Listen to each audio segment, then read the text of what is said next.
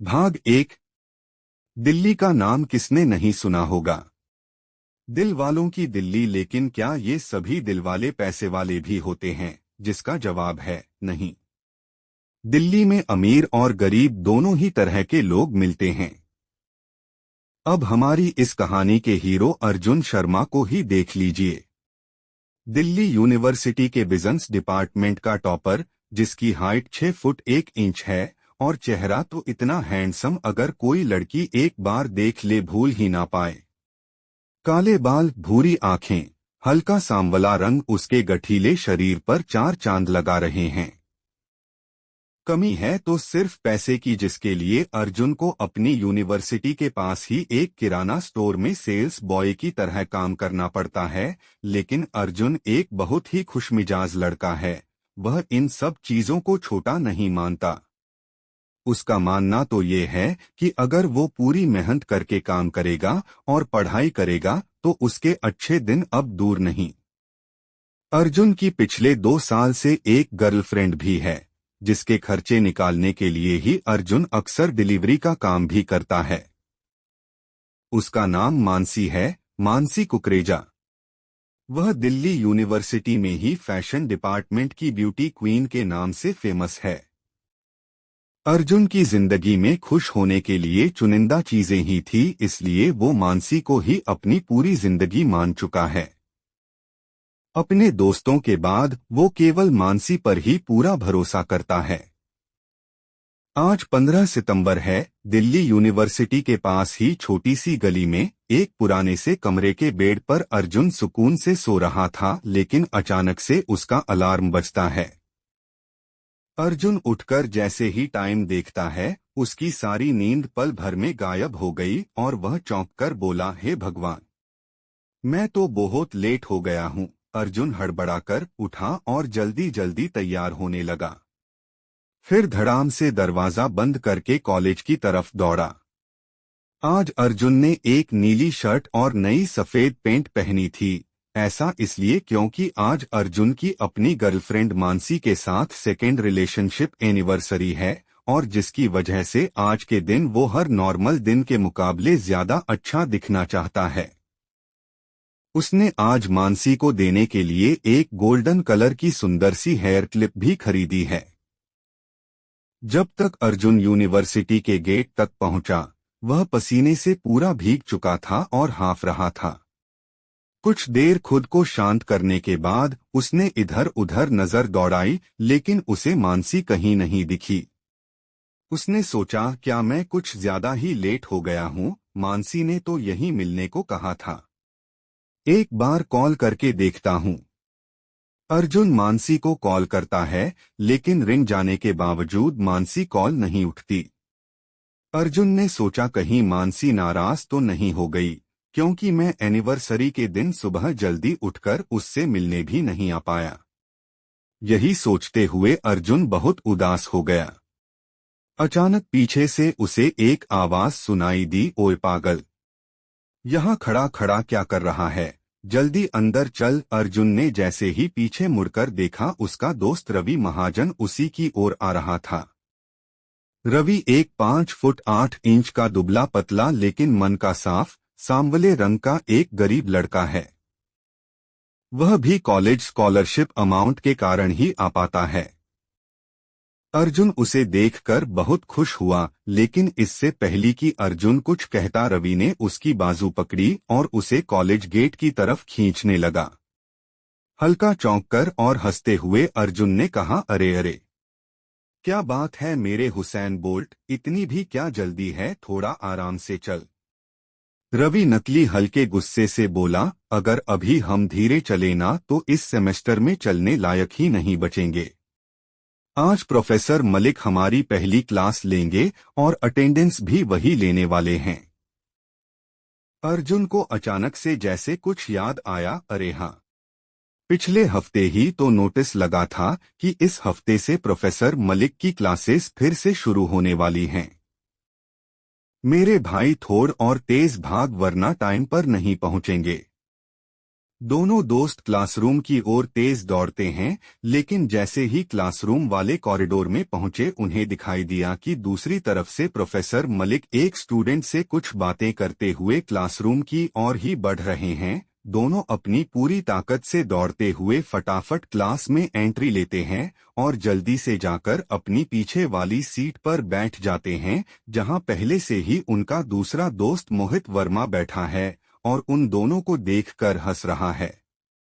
मोहित वर्मा की दोस्ती इन दोनों से तब हुई जब वह एक बार अर्जुन से सिलेबस के बारे में कुछ सवाल पूछने गया था।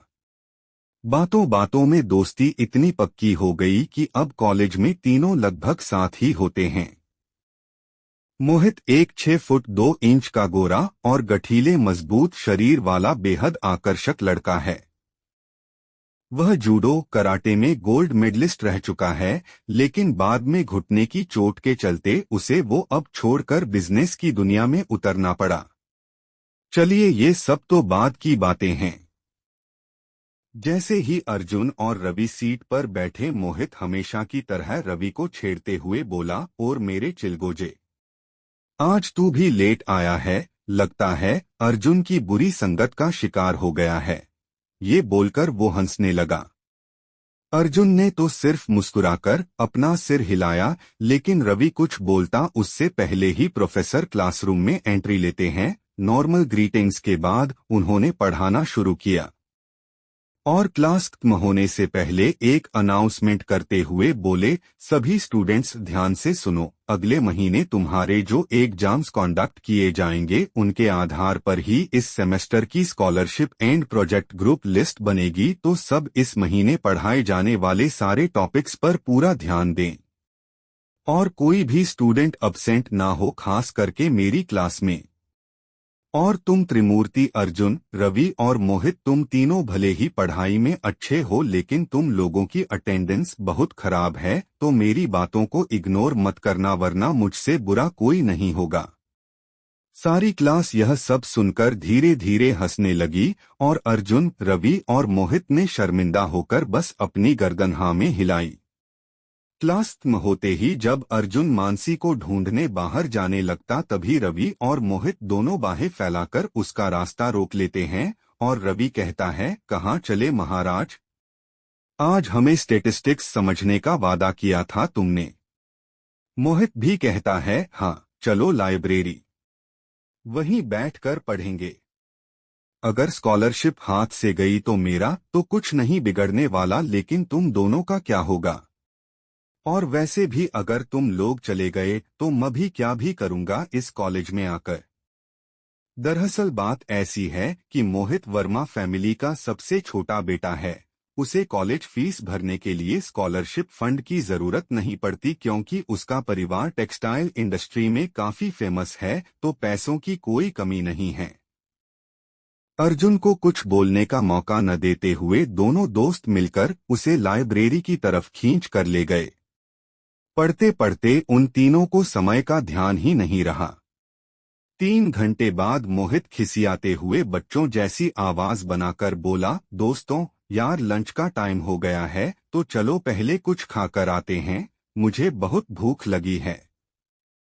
रवि को अचानक सुबह की बात याद आई और आखिरकार मोहित को कुछ कहने का मौका मिल गया। वो इतराकर बोला, तुझे भूख कब नहीं लगती है बता।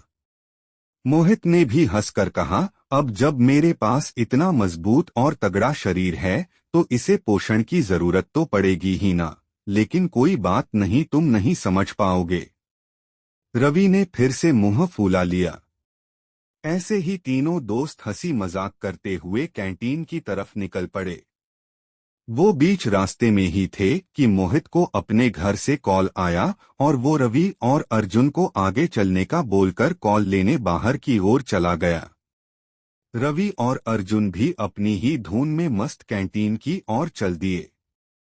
लेकिन जैसी ही वो दोनों कैंटीन के एंट्रेंस पर पहुंचे, रवि सामने देखकर वहीं रुक गया। अर्जुन ने कंफ्यूजन में पूछा, अरे क्या हुआ?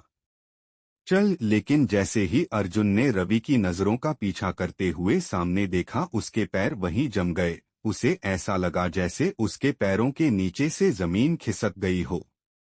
तो क्या लगता है आपको, आखिर ऐसा क्या देखा रवि और अर्जुन ने? क्या कुछ बड़ा हुआ होगा? जानने के लिए सुनते रहिए द ट्विन बिलियनियर्स, सिर्फ यूकी एफएम पर। भाग 2, धोखा और फरेब। अर्जुन और रवि वहीं कैंटीन की एंट्रेंस पर खड़े होकर अपने सामने का नजारा देखकर चौंक गए थे। सामने अर्जुन की गर्लफ्रेंड मानसी कुकरेजा, कॉलेज के सबसे अमीर लड़के अमन नायक की बाहों में बेहद खुशी से झूल रही थी, वह भी सारे कॉलेज कैंटीन के स्टूडेंट्स के सामने। मानसी को देखकर साफ पता लग रहा था कि वो कितनी खुश है, और अमन भी बड़े आराम से मानसी को सबके सामने गले लगाकर उसकी कमर सहला रहा था। रवि को अचानक बहुत तेज गुस्सा आया और वो अमन और मानसी की तरफ बढ़ा। उनके पास पहुंचकर उसने गुस्से से पास के टेबल से एक कांच का ग्लास उठाया और उसे नीच जमीन पर दे मारा। कांच टूटने की बहुत तेज आवाज हुई, जिसे सुनकर मानसी और अमन एक दूसरे से अलग हुए और उसकी तरफ देखने लगे। सारे कैंटीन के स्टूडेंट्स अब एक बहुत अच्छे ड्रामे का इंतजार करते हुए रवि की ओर उत्सुकता से देखने लगे। रवि जोर से चिल्लाया, मानसी कुकरेजा, तुम इतनी घटिया कैसे हो सकती हो? भीड़ से चौंकने और फुसफुसाहट की आवाज आने लगी। ये क्या बोल रहा है? कहीं ये पागल तो नहीं हो गया? अरे क्या इसने अभी अभी दी मानसी कुकरेजा को घटिया कहा? क्या इसकी जीने की इच्छा खत्म हो गई है? इसे पता भी है ये किससे पंगा ले रहा है? अमन नायक की गर्लफ्रेंड से। अरे कोई इसे समझाओ। भीड़ की बातों को अनसुना करते हुए रवि फिर से बोला, तुम इतनी गिरी हुई हो, मैं यकीन नहीं कर पा रहा। इस बार मानसी ने पलटकर गुस्से और घमंड से जवाब दिया, अरे ओए, पागल हो गए हो क्या? क्या बकवास कर रहे हो? अमन ने उसी बात के आगे जोड़ते हुए कहा, तुझे मरने का शौक है क्या? पता भी है किससे बात कर रहा है? रवि उसी गुस्से में बोला, अच्छे से पता है। एक ऐसी लड़की से जिसका पहले से ही एक बॉयफ्रेंड है और वो यहाँ सबके सामने किसी और की बाहों में झूल रही है। स्टूडेंट्स की भीड़ ने अपने अपने फोन बाहर निकाल लिए और वीडियो बनाने लगे। अमन नायक का गुस्सा और भी ज्यादा बढ़ गया। उसने आगे बढ़कर रवि की कॉलर पकड़ी और बोला, बकवास करना बंद कर, मानसी मेरी गर्लफ्रेंड है। अभी अभी मैंने उसको सबके सामने प्रपोज किया है। और ये बात तो पूरा कॉलेज जानता है कि मानसी फर्स्ट ईयर से ही सिंगल है। रवि का गुस्सा अभी भी शांत नहीं हुआ था। भले ही वो शारीरिक बल से अमन का सामने करने में असक्षम है, लेकिन फिर भी वह अपने दोस्त के लिए स्टैंड लेने से पीछे नहीं हटा। उसने उसी कड़वाहट से अमन से बोला, सिंगल तो इसकी जूती भी नहीं है, ये मेरे बेस्ट फ्रेंड अर्जुन की पिछले 2 साल से गर्लफ्रेंड है। अभी तक सुन हो गए। अर्जुन ने जब अपना नाम सुना तो उसे अचानक से होश आया। वो जल्दी से आगे बढ़ा और उसने अमन एक हाथ पकड़ा और ठंडे स्वर में बोला, छोड़। अमन नायक ने अर्जुन को घूर के देखा और कहा, इसे तो मैं किसी भी हालत में नहीं छोड़ने वाला। इसकी हिम्मत कैसे हुई मेरी गर्लफ्रेंड पर ये घिनौना इल्जाम लगाने की? अर्जुन के चेहरे पर इमोशंस में थोड़ा बदलाव साफ दिख रहा था, लेकिन फिर भी उसने उसी ठंडे लहजे में फिर कहा, मैंने कहा छोड़ उसे। यह बोलकर अर्जुन ने अमन का हाथ हल्का सा जोर से दबाया तो अमन को तेज दर्द हुआ और उसकी पकड़ रवि की कॉलर से छूट गई।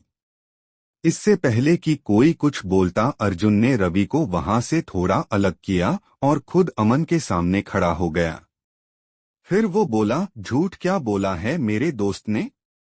तुम जिस लड़की को अपनी गर्लफ्रेंड बता रहे हो वो पहले से ही पिछले 2 साल से मेरी गर्लफ्रेंड है।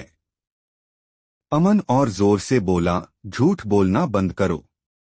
मानसी पूरे घमंड से अर्जुन की आंखों में देखते हुए बोली, बिल्कुल नहीं, मैं तुमसे बिल्कुल प्यार नहीं करती। मैंने सिर्फ तुमसे हंसकर 2 बातें क्या कर ली, तुम तो मेरे सिर पर ही चढ़ रहे हो। मैं तुम जैसे फटीचर, लो क्लास और फेलियर से कभी भी कोई रिश्ता नहीं रख सकती। मानसी के हर शब्द के साथ अर्जुन का दिल लाखों टुकड़ों में टूट रहा था। उसने जब दोबारा सिर उठाकर मानसी की तरफ देखा तो उसे आज इस लड़की में अपनी मानसी बिल्कुल नजर नहीं आई। नजर आया तो सिर्फ झूठ, धोखा और फरेब। अर्जुन बेहद निराश हो गया। उसने चुपचाप रवि की बाजू पकड़ी और उसे वापस बाहर ले जाने लगा। रवि ने अर्जुन को रोकने की कोशिश में कहा, भाई रुक, ये बात अभी खत्म नहीं हुई है। लेकिन अर्जुन उसे बाहर खींचता रहा और आखिरकार बाहर गार्डन में पहुंचकर वो रुककर पीछे मुड़ा।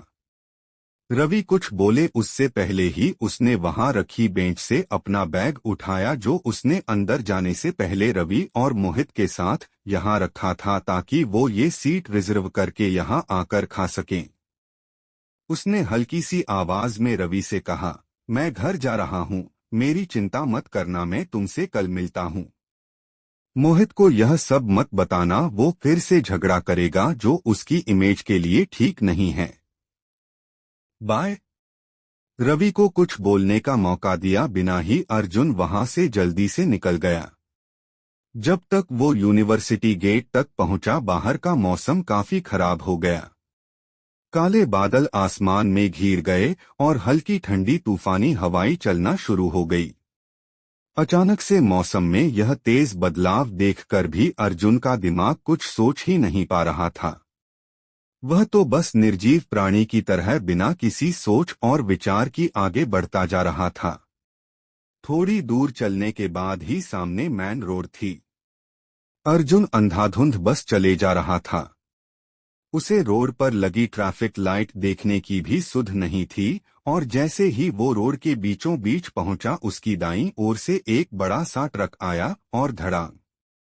क्या हुआ होगा अर्जुन के साथ? क्या अर्जुन बच पाएगा? और क्या अर्जुन मानसी से अपने इस धोखे का बदला ले भी पाएगा? जानने के लिए पढ़ते रहिए दी ट्विन बिलियनियर, सिर्फ यूकी FM पर। चैनल को सब्सक्राइब करना न भूलें। भाग 3। एक नया मोड़। अर्जुन अंधाधुंध बस चले जा रहा था।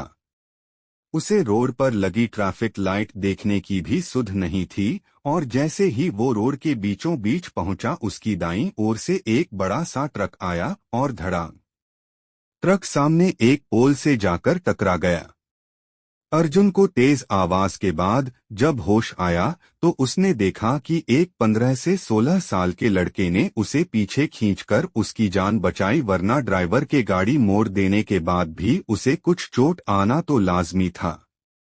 अर्जुन अभी तक पूरी तरह ठीक से नहीं सोच पा रहा था। उसने केवल उस बच्चे को एक बार देखा और उसे धन्यवाद बोलकर चुपचाप वहां से निकलने लगा। तभी उसे उस ट्रक ड्राइवर की गुस्से भरी आवाज सुनाई दी, बेटा जी, अगर मरना ही चाहते हो तो कोई दूसरा तरीका ढूंढो। ऐसे दूसरों की गाड़ियों के सामने आकर उनकी जान को क्यों खतरे में डाल रहे हो? पता नहीं कहां कहां से चले आते हैं। बेशक अर्जुन को यह सब सुनाई तो दे रहा था, लेकिन उसका दिमाग उस समय कुछ भी करने से मना कर रहा है, मानो वो जिंदगी से बहुत थक गया हो। और ऐसा होना जायज भी है। आखिरकार आज उसे अपनी जिंदगी का सबसे बड़ा शौक और सबक मिला है। उस ट्रक का ड्राइवर भी कोई अच्छा व्यक्ति जान पड़ता था जो उसने बात आगे नहीं बढ़ाई। थोड़ी देर बाद जो भीड़ तमाशा देखने के लिए इकट्ठा हुई थी वो भी तीतर बितर हो गई। अर्जुन आज अपने दुख दर्द में इतना खो गया था कि वो बस चलता रहा, बिना किसी मंजिल के, बिना रास्ते की सुध बुध लिए। ना जाने कितने ही घंटों बाद जब अर्जुन को फिर से अपने आसपास की सुध हुई तो उसने अपने आप को एक न्यूली डेवलप्ड एरिया में पाया। अर्जुन आसपास देख ही रहा था कि उसे एहसास हुआ कि मौसम बहुत खराब हो रहा है और दिन भी ढलने ही वाला था। काले बादलों से धीरे धीरे पूरा आसमान ढक गया। तेज आंधी चलने लगी और देखते ही देखते कुछ ही पल बाद बहुत तेज बारिश शुरू हो गई। जैसे ही अर्जुन के चेहरे पर एक बूंद आकर गिरी उसका सारा मनोबल ढह गया। अभी तक जो उसने खुद को संभालने की नाकाम कोशिश की वो व्यर्थ हो गई। अर्जुन वहीं खड़ा खड़ा रोने लगा। जैसे जैसे बारिश तेज होती गई अर्जुन भी जोर जोर से रोते हुए अपने घुटनों के बल आ गया। वो लड़का जो कभी भगवान से बिना खुशी के कुछ नहीं मांगता था, आज वो उसी भगवान को रोते रोते कोसे जा रहा है। हे भगवान, मेरी क्या गलती थी? मैंने तो हमेशा उसे अपनी दुनिया समझा, उसे प्यार किया, उसे खुश रखने की कोशिश की, तो उसने मेरे साथ ऐसा क्यों किया? क्यों? और आपने ऐसा होने कैसे दिया? अपने मुझसे मेरे परिवार के लोग छीन लिए, मुझे एक अनाथ बनाया, लेकिन मैंने कभी कुछ नहीं कहा। सिर्फ एक चीज मांगी थी, मेरा प्यार, मेरी मानसी। आपने वो भी मुझसे छीन ली। अब मेरे पास परिवार कहने लायक कोई बचा नहीं है। इससे अच्छा तो मैं मर जाता। अर्जुन बस वहां रोते रोते भगवान को कोसे जा रहा था। बारिश धीरे धीरे थमी, उसी के साथ अर्जुन भी थोड़ शांत होकर फुटपाथ पर बैठ गया। वो अपनी पिछली जिंदगी के बारे में सोच ही रहा था कि अचानक साइड से उसके चेहरे पर तेज रोशनी गिरी। उसने आंखें बंद करके अपना हाथ आंखों से सामने किया। अर्जुन ने उस रोशनी का सोर्स जानने के लिए उस तरफ देखने की कोशिश की, लेकिन वह रोशनी उसकी तरफ बढ़ते हुए और तेज होती जा रही थी। कुछ सेकंड बाद उसके सामने एक चमचमाती नई रोल्स रॉयस खड़ी थी। उस गाड़ी का दरवाजा खुला और उसके अंदर से एक 40-50 साल का आदमी बाहर निकला।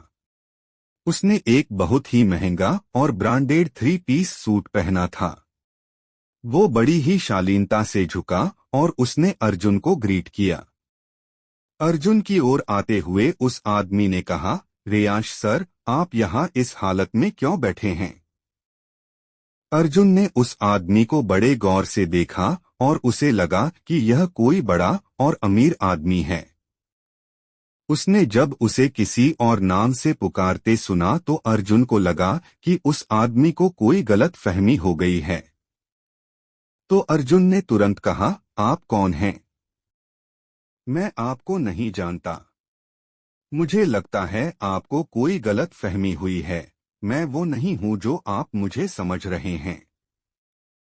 उस आदमी ने एक बार शांत होकर अर्जुन को फिर से ऊपर से नीचे तक गौर से देखा और सोचा, लगता है रेयांश सर नशे में हैं, तभी मुझे नहीं पहचान रहे। फिर उस आदमी ने अर्जुन कहा, सर, आप भी कैसी बात कर रहे हैं? मैं सावंत सिन्हा हूं। आज सुबह ही तो हमारी मुलाकात हुई थी। मुझे लगता है आप थोड़ा नशे में हैं, तो चलिए मैं आपको आपके पेंट हाउस छोड़ देता हूं। अर्जुन कुछ समझ नहीं पा रहा था। वो उस आदमी का विरोध करना चाहता था, लेकिन उससे पहले ही उसने 2 हट्टे कट्टे बॉडीगार्ड्स को बुलाकर अर्जुन को गाड़ी में बिठाने का ऑर्डर दे दिया।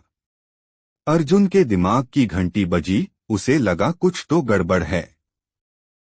ये लोग उसे पता नहीं कहाँ ले जाना चाहते हैं। अगर किसी और दिन की बात होती तो शायद अर्जुन उन लोगों से लड़कर वहां से निकल पाता, परंतु आज इतना ज्यादा रोने और इमोशनली अनस्टेबल होने के कारण उसे अपने शरीर में जान महसूस ही नहीं हो रही थी।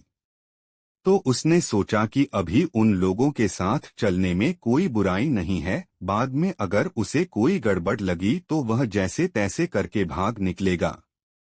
अर्जुन को जैसे ही ये ख्याल आया, उसने भी हल्के नशे में होने का नाटक करना शुरू कर दिया।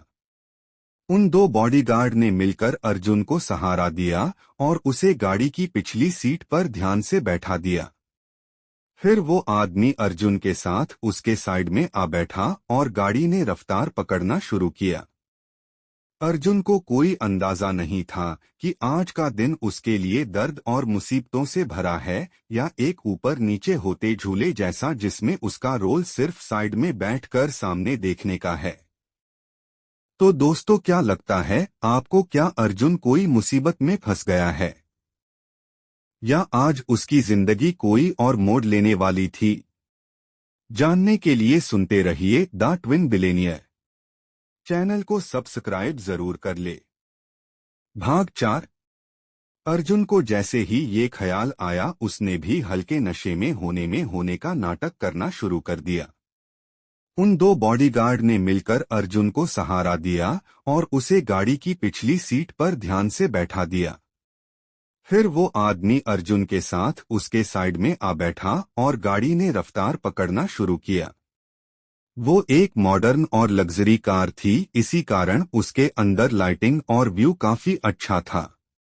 अर्जुन आज से पहले कभी ऐसी गाड़ी में नहीं बैठा था। जब से गाड़ी शुरू हुई है, किसी ने कोई बात नहीं की। अर्जुन को ये सब थोड़ा नहीं बल्कि बहुत ज्यादा अजीब लगा, लेकिन उसने भी अपना नाटक जारी रखते हुए हल्की नींद में होने के कारण अपनी आंखें बंद कर ली। पूरे दिन की थकान और इमोशनल टॉर्चर के बाद इतनी अजीब और संदेहजनक परिस्थिति में भी पता नहीं कैसे पर अर्जुन को सच में नींद आ गई। उसे अब कोई अंदाजा नहीं था कि उसे कहां लेकर जाया जा रहा है।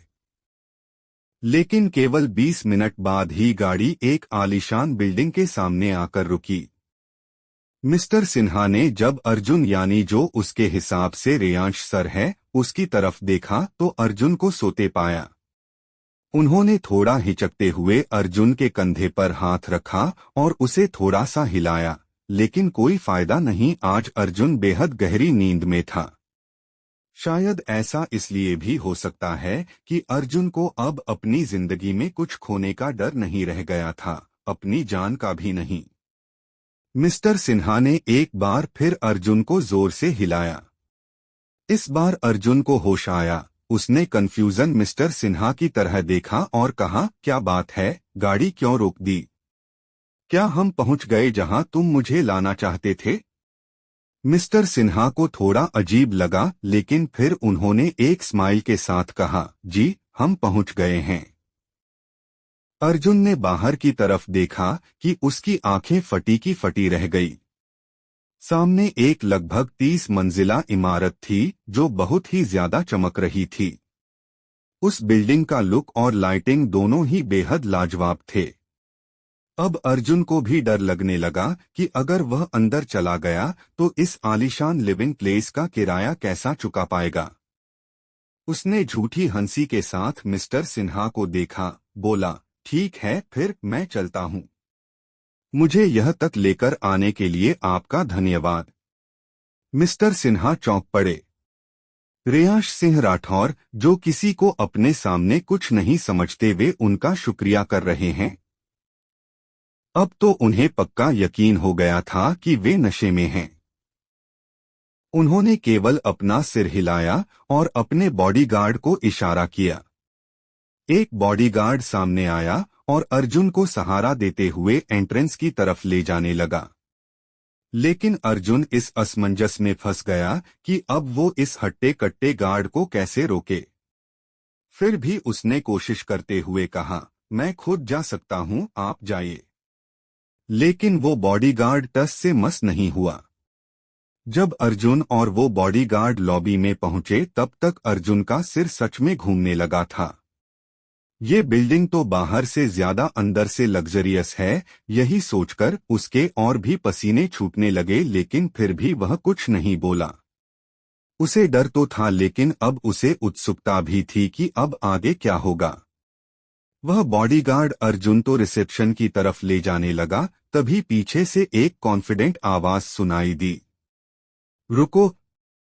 जैसे ही वे लोग पीछे मुड़े, उन्होंने देखा एक 6 फुट का आकर्षक और प्रोफेशनल लड़का खड़ा था। उसने ऊपर से नीचे तक बेहद महंगे कपड़े पहने थे। उसने जैसे ही अर्जुन का चेहरा देखा, वो बिल्कुल स्तब्ध रह गया। वह जल्दी से आगे बढ़ा और बोला, रेयांश सर, आप आ गए। हम लोग कब से आपको ढूंढने की कोशिश कर रहे थे। अब तो अर्जुन और भी ज्यादा चौंक गया।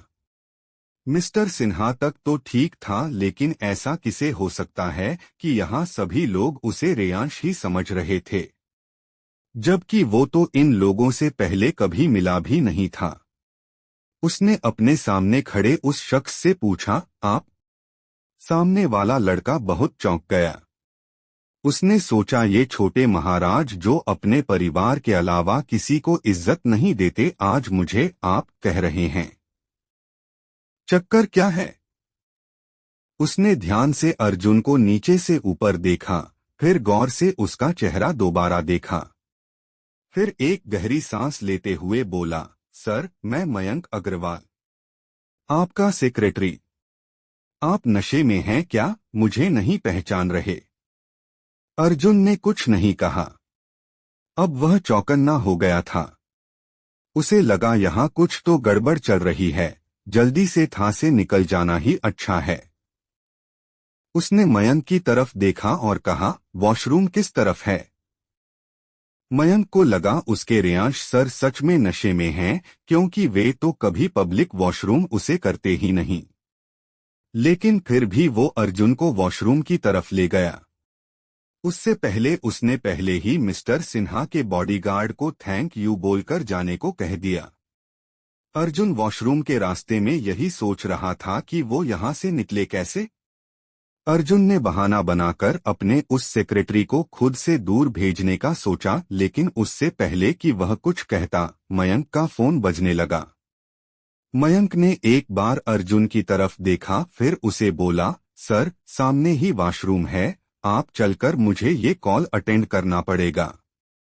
अर्जुन ने जल्दी से अपना सर हिलाया और वॉशरूम की तरफ बढ़े कदमों से बढ़ गया। उसे लगा अब वो यहाँ से चुपचाप निकल पाएगा। रेयांश का सेक्रेटरी अपना मोबाइल लेकर रिसेप्शन की तरफ चल दिया। अर्जुन ने 5 मिनट इंतजार करने के बाद बाहर देखा तो अचानक चौंक पड़ा। मयंक अपने मोबाइल की तरफ देखते हुए उसी तरफ आ रहा था। अर्जुन जल्दी से फिर अंदर जाकर दरवाजा बंद कर लेता है। उसने सोचा, हे भगवान, ये सब क्या हो रहा है मेरे साथ? क्या एक दुख काफी नहीं था कि आपने इतने बड़े ठगों के बीच फेंक दिया है? यहां अर्जुन ये सब सोच ही रहा था कि उस होटल के बाहर एक चमचमाती काली जी-वैगन आकर रुकी। उसके अंदर से निकला एक आकर्षक युवक जिसने इत्तेफाक से बिल्कुल अर्जुन जैसे ही कपड़े पहने थे। बस फर्क इतना था कि उसके कपड़े बेहद ब्रांडेड और महंगे लग रहे थे। उसकी कलाई पर महंगी घड़ी थी और पैरों में पॉलिश्ड जूते। उसके काले बाल उसके माथे पर गिर रहे थे और उसकी वो काली आकर्षक आंखें किसी शैतान से कम नहीं लगती थी। लेकिन ये क्या? उस शख्स का चेहरा तो बिल्कुल हमारे अर्जुन से मिलता है। हूबहू वही आंखें, वही चेहरा। वह युवक सीधे होटल के अंदर दाखिल हुआ, लेकिन हर रोज की तरह अपने सेक्रेटरी को वहां न खड़ा पाकर उसकी भौहें तन गईं। उसने अपना फोन बाहर निकाला और कॉल किया। वहीं वॉशरूम की तरफ जाते मयंक ने जैसे ही अपने बॉस का कॉल देखा, वो चौंक पड़ा। उसने एक बार फिर वॉशरूम की तरफ देखकर कॉल उठाया, लेकिन सामने से अपने बॉस की गुस्से भरी आवाज सुनकर कांप गया। अपने बॉस की बात सुनकर वह आश्चर्यचकित था। जल्दी से उल्टे पैर होटल की एंट्रेंस की तरफ दौड़ा। वह रेयांश सिंह शेखावत को देखकर उसे फिर से झटका लगा। वो हकबकाते हुए बोला, बॉस आप तो थोड़ी देर पहले वॉशरूम गए थे ना? उस रौबीले और गंभीर दिखने शख्स जो कि असलियत में रेयांश सिंह शेखावत था, उसने अपने बुलंद आवाज में कहा, क्या मयंक तुमने भी पीना शुरू कर दिया है क्या? मैं तो अभी बाहर से आया हूं। मयंक की भौहें तन गईं, लेकिन रेयांश सर से शराब की स्मेल आते महसूस करके उसने कुछ नहीं कहा। बस ये सोचा, ये छोटे साहबजादे दिखते तो कितने कठोर और रौबीले हैं, लेकिन इनकी पर्सनैलिटी इसके बिल्कुल विपरीत है। रेयांश ने अपना नीला कोट जो कि उसके हाथ में था, उसे मयंक को थमा दिया और अपनी पर्सनल वीआईपी लिफ्ट की तरफ बढ़ गया। अचानक मिस्टर रेयांश को पता नहीं क्या सूझा, लेकिन उन्होंने पीछे मुड़कर मयंक से कहा, जाओ जाकर मेरे लिए आइसक्रीम लेकर आओ। मयंक अपने बॉस के इस रवैये से वाकिफ था, इसलिए उसने बड़ी शालीनता से कहा, सर आप अपने स्वीट में जाकर ऑर्डर कर सकते हैं। रेयांश ने एक नजर मयंक को गुस्से से देखा और कहा, जब मैंने कहा तुम जाओ और मेरे लिए खुद लेकर आओ, तो तुम्हें इसमें से क्या समझ नहीं आया? मयंक ने एक गहरी सांस ली और जी सर बोलकर पीछे मुड़ गया। वह लॉबी में पहुंचा ही था कि दूसरी तरफ अर्जुन भी इधर उधर देखते हुए लॉबी से होकर मैन एंट्रेंस की तरफ जा रहा था। क्या अर्जुन पकड़ा जाएगा?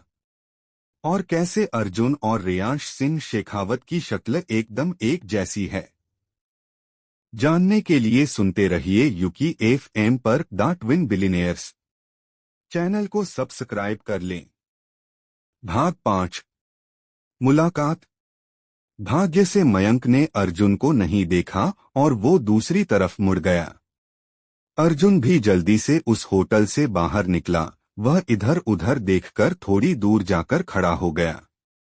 उसने सोचा कि वह जल्दी से मप में देखकर यहां से निकल जाएगा, लेकिन ये क्या, उसका बैग और फोन दोनों ही उसके पास नहीं थे। उसे अचानक याद आया कि वो बैग तो उस गाड़ी में ही रह गया। वो अपनी एक्टिंग में कुछ ज्यादा ही खो गया था जो उसे अपने बैग का ध्यान ही नहीं रहा। अर्जुन वहां खड़ा होकर अपने दिमाग को कोस ही रहा था कि अच्छा, पीछे से उसे किसी के लड़ने की आवाज आई। वह पीछे मुड़कर देखने लगा। इसी बीच उसने ध्यान नहीं दिया कि भी गार्ड जो उसे इस होटल के अंदर लेकर गया था, उसका बैग हाथ में लिए जल्दी जल्दी होटल के अंदर चला गया। अर्जुन तो अपने पीछे इस हल्के अंधेरे में से आती आवाज पर ध्यान लगाए खड़ा था। ऊपर साइन बोर्ड पढ़कर उसे पता चला कि ये तो वो अंडरग्राउंड पार्किंग के सामने खड़ा था, और वो आवाज एक सुंदर लड़की की थी जो कि किसी को अपना काम ढंग से करने की हिदायत देते हुए बाहर की तरफ ही आ रही थी। अर्जुन वहीं जमा खड़ा था। सुबह से इतना कुछ हो जाने के बाद अब बस अपने कमरे में जाकर सो जाना चाहता था, लेकिन नियति को ये कहाँ मंजूर हो सकता था।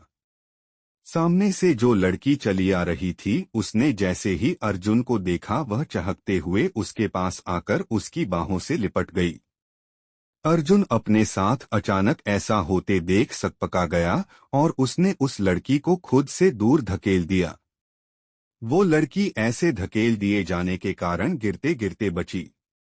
उसने घूरकर अर्जुन को देखा और बोली, मिस्टर रेयांश शेखावत, तुम्हारी इतनी हिम्मत! क्या तुम्हें अब मेरे डैड के साथ काम नहीं करना है? क्या तुम भूल गए हो मैं किसकी बेटी हूं? अभी के अभी मुझसे माफी मांगो। अर्जुन को पता नहीं क्यों, लेकिन इस लड़की में मानसी कुकरेजा की झलक दिखाई दी। इस कारण उसे गुस्सा आ गया।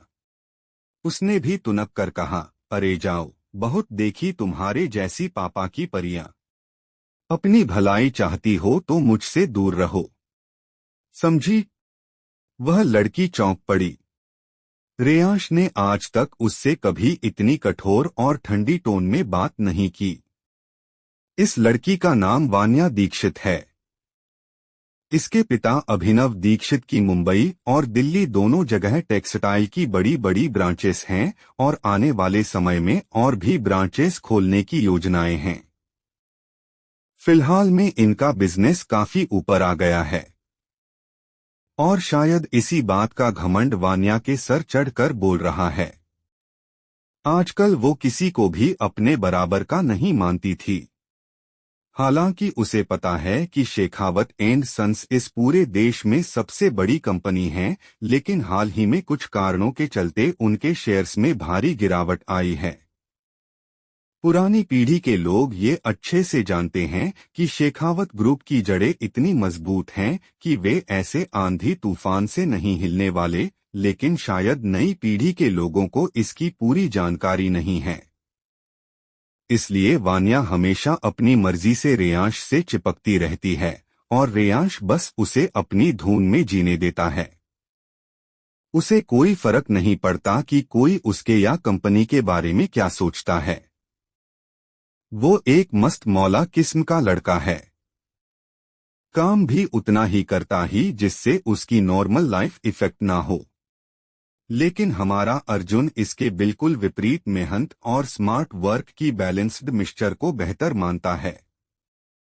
उसने तो कभी जिंदगी को हल्के में लेना सीखा ही नहीं।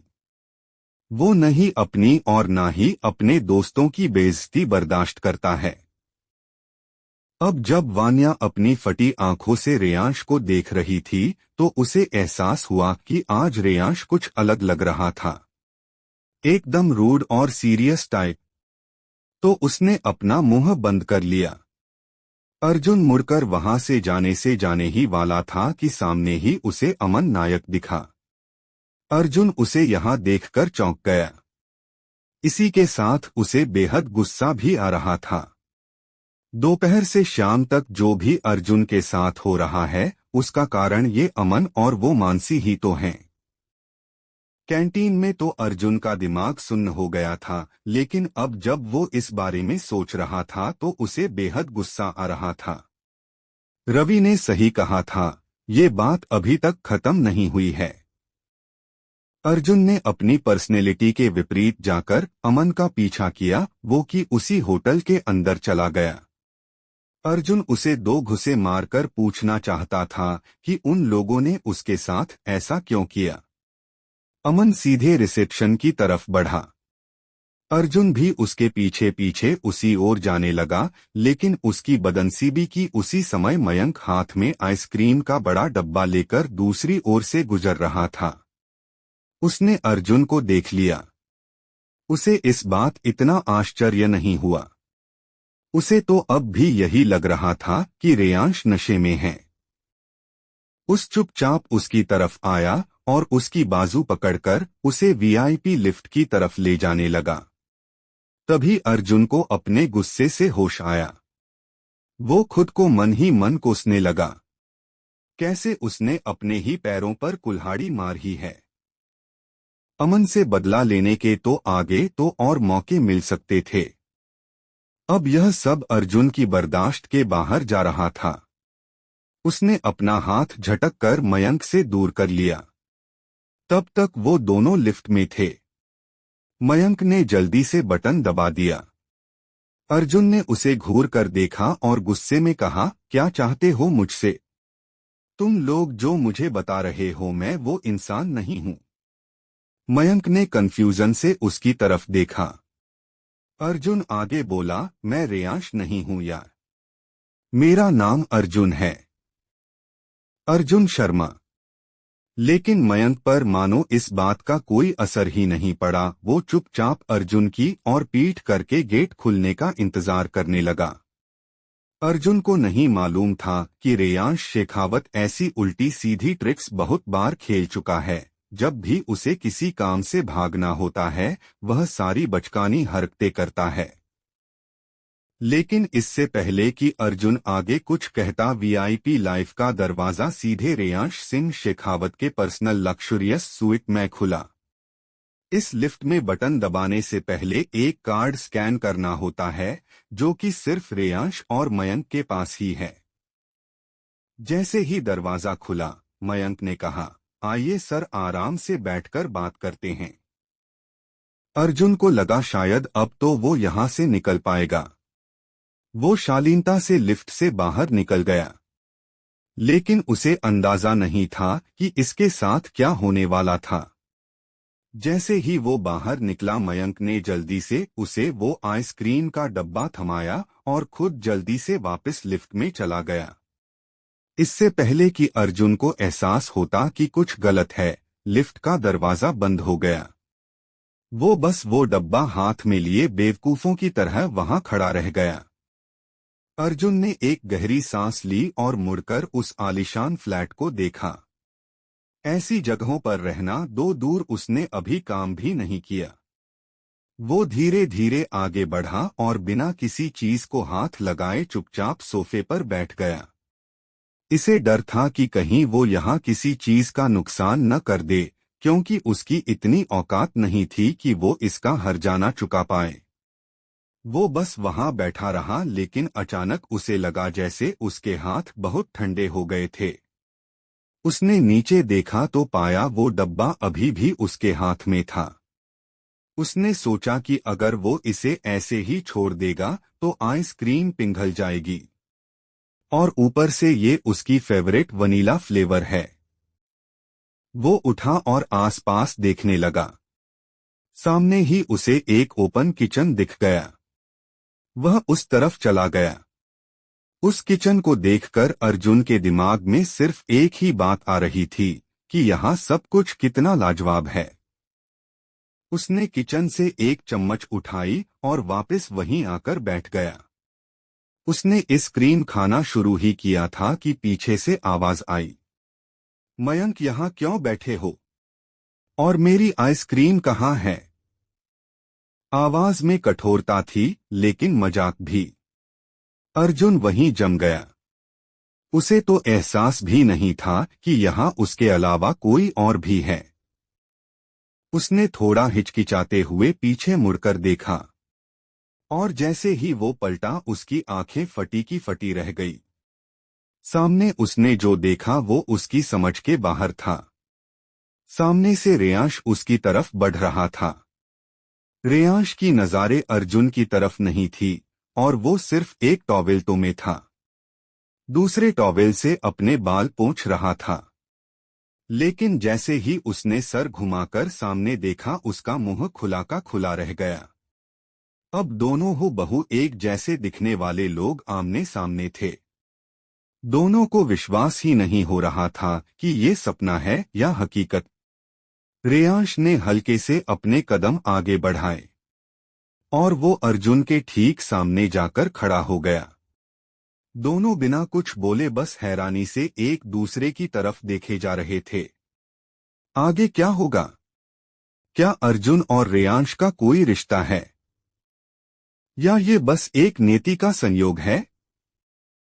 जानने के लिए सुनते रहिए यूकी एफएम।